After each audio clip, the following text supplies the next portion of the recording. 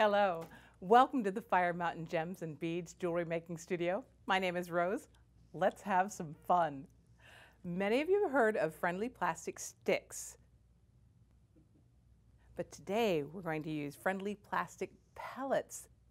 There's no end to what you can do with these great little pellets. All you do is drop them in some hot water.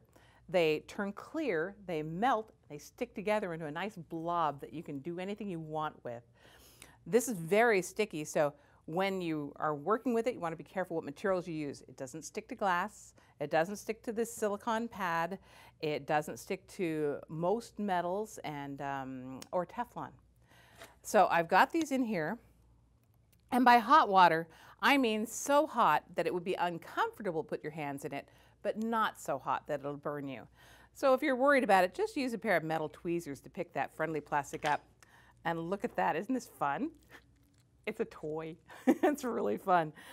And then I can color this with any number of materials. I can use acrylic paints, permanent markers, alcohol-based inks. I can even put in glitter if I want.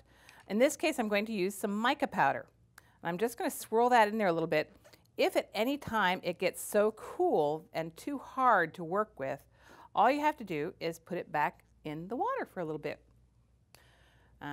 There's no waste with this material because you just remelt it and redo it.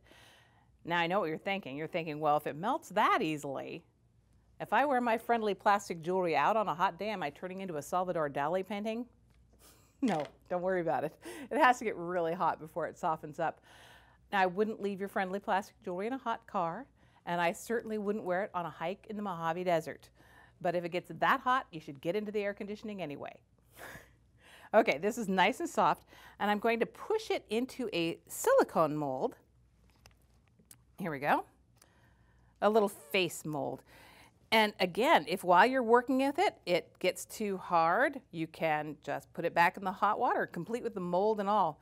You can even mold this end if you want. Look, I'll make myself a little handle so I can pull it out of the mold easy. How about that? Not that it's hard to get out of the mold, but I had extra, so why not? There we go. Now, as this cools, it's going to turn opaque. And then once you've got it all done, you get something that looks like this. Isn't that great? Now it can be trimmed with a pair of scissors or a blade. It can have a hole drilled in it. You could paint it with permanent markers, with acrylic paints. And if you're worried about the heat thing, you can even seal it with an acrylic sealer like Design-A-Seal or Magic Gloss or even nail polish. Here's another mold I did earlier. And this one, I colored it with a little bit of acrylic paint to give the red center on that flower. You can also do some great effects with gilder's paste to get an antique look like that.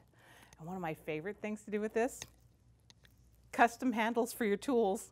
Absolutely perfectly ergonomically fit to my hand. There's no end to what you can do with this great product. So go out, explore, play, have fun, create. It's friendly plastic. Thank you for your time, and I hope you take a little bit of time to like us on Facebook and see what all the other jewelry artists are doing with this great product. Visit us at firemountaingems.com. Thank you. Happy beading.